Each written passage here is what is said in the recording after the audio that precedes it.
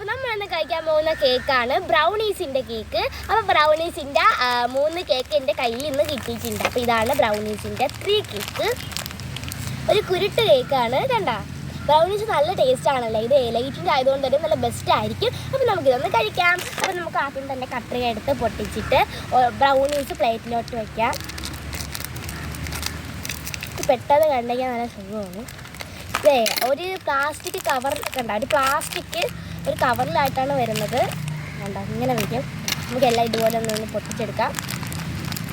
ഞാൻ ബ്രൗണി ഒരു വീഡിയോ ചെയ്തിട്ടുണ്ട്. അപ്പോൾ ഞാൻ വിചാരിച്ചു ഒന്നുകൂടെ ചെയ്യുന്നത്. ബ്രൗണി ഞാൻ അങ്ങനെ ചെയ്തിട്ടില്ല, ഒരു തവണ ചെയ്തിട്ടുണ്ട്. അത് ഏതോ ഒരു വാനിലയുടെ കേക്കിൻ്റെ കൂട്ടത്തിൽ ചെയ്തതാണ്. അപ്പോൾ ഇന്ന് നമ്മുടെ കയ്യിൽ 3 എണ്ണം കിട്ടിയിട്ടുണ്ട്.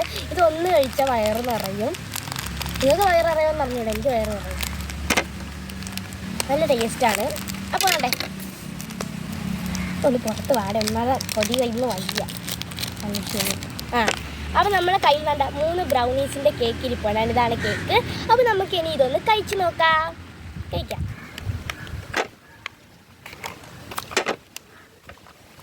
ഇതൊന്ന് കഴിച്ച് വെക്കാം.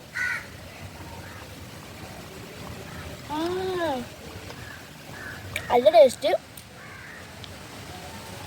ചോക്ലേറ്റ് ഇങ്ങനെ ഒലിച്ച് വരുന്നതൊക്കെ നല്ല ടേസ്റ്റാണ്.